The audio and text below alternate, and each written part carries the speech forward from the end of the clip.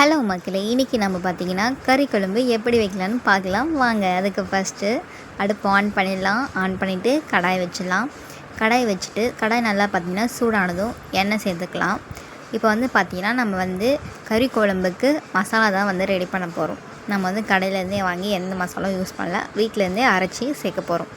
இப்போ பார்த்திங்கன்னா நல்லா எண்ணெய் சூடானதும் பட்டை சேர்த்துட்டு கொஞ்சமாக சோம்பு, அப்புறம் பார்த்திங்கன்னா கொஞ்சமாக சீரகம், இது எல்லாமே சேர்த்துட்டு நல்லா எண்ணெயிலே நல்லா வறுக்க போகிறோம். வறுத்துட்டு தேவையான அளவு காஞ்ச மிளகாய், நம்ம இன்றைக்கி பார்த்தீங்கன்னா 1 கிலோ சிக்கன் எடுத்துருக்கோம். அதுக்கேற்ற போல் காரம் ஒரு சிலர் அதிகமாக சாப்பிடுவீங்க, ஒரு சிலர் காரம் கம்மியாக சாப்பிடுவோம். அதுக்கேற்ற மாதிரி காஞ்ச மிளகாய் சேர்த்துட்டு இன்றைக்கி பார்த்திங்கன்னா மசாலா அரைக்கிறதுக்கு நம்ம சின்ன வெங்காயம் எடுத்துருக்கோம்.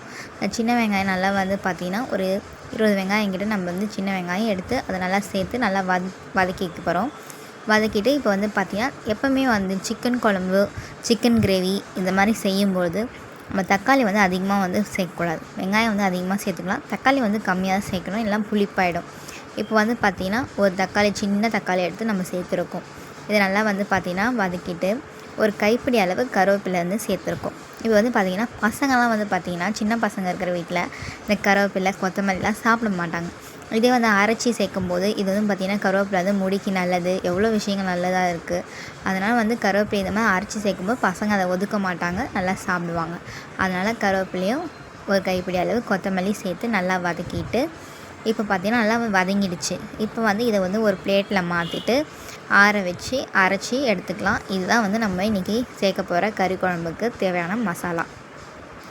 இப்போ பார்த்திங்கன்னா அதே கடாயில் கொஞ்சம் எண்ணெய் சேர்த்துட்டு நல்லா எண்ணெய் சூடானதும் கொஞ்சமாக கடுகு சேர்த்துக்கலாம். ஓகேங்களா? கடுகு நல்லா பொரிஞ்சதும் நம்ம பார்த்திங்கன்னா கொஞ்சமாக நம்ம ஆல்ரெடி பட்டை சேர்த்துட்டோம், அதில் அரைச்சிட்டோம். அந்த மசாலாவில் ஒரு ஏலக்காய், ஒரு சின்னதாக ஒரு இலை சேர்த்துட்டோம், பிரிஞ்சி இலை, அதாவது பிரியாணி இலை சேர்த்துட்டு வாசனைக்காக சேர்த்துருக்கோம். சேர்த்துட்டு நம்ம நல்லா பார்த்திங்கன்னா ஒரு 2 வெங்காயம் நல்லா பொடிசாக கட் பண்ணி எடுத்துருக்கோம், பெரிய வெங்காயம். அதை நல்லா சேர்த்துட்டு நல்லா வதக்கிக்கலாம். இப்போ பார்த்திங்கன்னா வெங்காயம் நல்லா பொன்னிறமாக வந்துடுச்சு. இந்த டைமில் நம்ம பார்த்திங்கன்னா கொஞ்சமாக இஞ்சி பூண்டு பேஸ்ட் சேர்த்துக்கலாம். சேர்த்துட்டு நல்லா வதக்கி வைக்கலாம். அதாவது இந்த இஞ்சி பூண்டோட ஸ்மெல் போகிற அளவுக்கு நல்லா வதக்கணும். அது நம்ம நல்லா வதக்கும்போது அதோடய ஃப்ளேவர் பார்த்திங்கன்னா செம்மையாக இருக்கும். பக்கத்து வீடு வரைக்கும் வாசனை போகும், பிரியாணி செய்கிறாங்களா, இவங்க என்னடா செய்கிறாங்க, கறி குழம்பு செய்கிறாங்களா அப்படின்ற மாதிரி.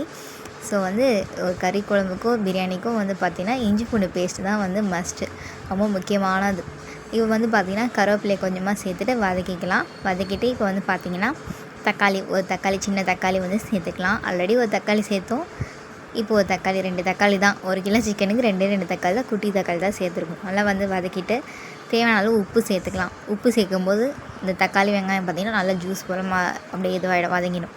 இப்போ இது நல்லா சேர்த்துட்டு வதக்கி விட்டுட்டு நம்ம இப்போ பார்த்திங்கன்னா சிக்கன் நல்லா எடுத்து நல்லா கழுவி ஃப்ரெஷ்ஷாக மஞ்சத்தூள்லாம் போட்டு கழுவி எடுத்து வச்சுருக்கோம்.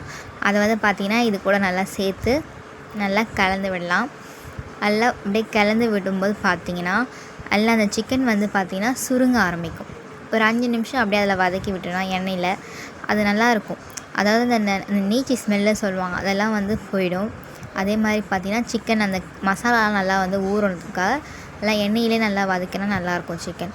ஸோ நல்லா வதக்கி விட்டுட்டு இப்போ எப்படி இருக்குது பாருங்கள். இந்த டைமில் பார்த்திங்கன்னா நம்ம மிளகாய்த்தூள் சேர்த்துக்கலாம். தேவையான அளவு மிளகாய்த்தூள் சேர்த்துக்கோங்க. ஆல்ரெடி காஞ்ச மிளகாய் சேர்த்துருக்கோம், அதனால் அதுக்கேற்ற மாதிரி சேர்த்துக்கலாம்.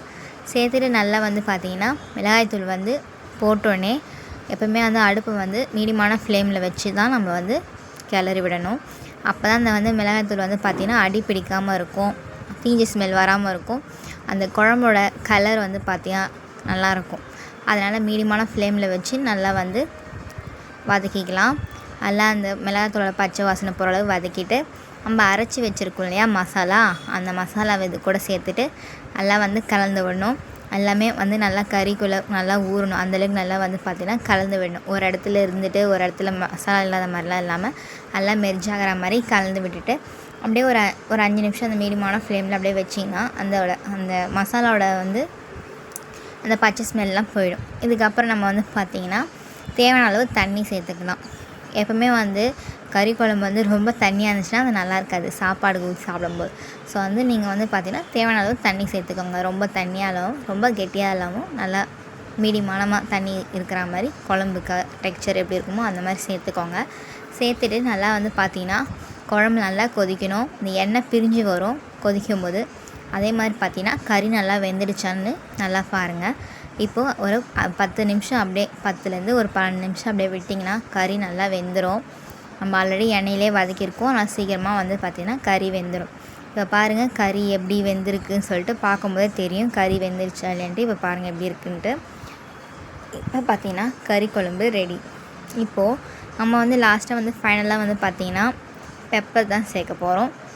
இப்போ மிளகுத்தூள் லாஸ்ட்டாக சேர்த்துட்டு கொத்தமல்லி தூவிட்டு நம்ம ஆஃப் பண்ணிட வேண்டியதான். இப்போ மிளகு வந்து நம்ம ஸ்டார்டிங்கில் வந்து பார்த்திங்கன்னா மசாலா அரைக்கும் போதே சேர்த்து அதை அரைச்சிக்கலாம். அப்படி இல்லை அப்படின்னா லாஸ்ட்டாக மிளகுத்தூள் சேர்த்துட்டு நம்ம வந்து கொத்தமல்லி தூவி ஆஃப் பண்ணிடலாம். இப்போ நல்லா வந்து பார்த்திங்கன்னா நல்லா குழம்பு இதாகிடுச்சு. இந்த டைமில் வந்து பார்த்திங்கன்னா பெப்பர் ஆட் பண்ணிட்டு கொத்தமல்லி ஆட் பண்ணிட்டு கேஸ் ஆஃப் பண்ணிட வேண்டியது தான். அடுப்பு ஆஃப் பண்ணிடலாம். அவ்வளோதான், முடிஞ்சிச்சு. கறி குழம்பு ரெடி ஆகிடுச்சு. வாங்க மக்களே சாப்பிட்லாம். இதை மாதிரி ட்ரை பண்ணி பார்த்துட்டு கமெண்ட் பண்ணுங்கள், லைக் பண்ணுங்கள், ஷேர் பண்ணுங்கள். சேனலை சப்ஸ்கிரைப் பண்ணிக்கோங்க. பக்கத்தில் இருக்க பெல் ஐக்கான் பெல்லையும் வந்து கிளிக் பண்ணிக்கோங்க. இப்போ போடுற வீடியோஸ்லாம் உங்களுக்கு உடனே வந்துடும். பாருங்கள், குழம்பு பார்க்கும்போதே செமையாக இருக்குது. நீங்களும் ட்ரை பண்ணி பாருங்கள்.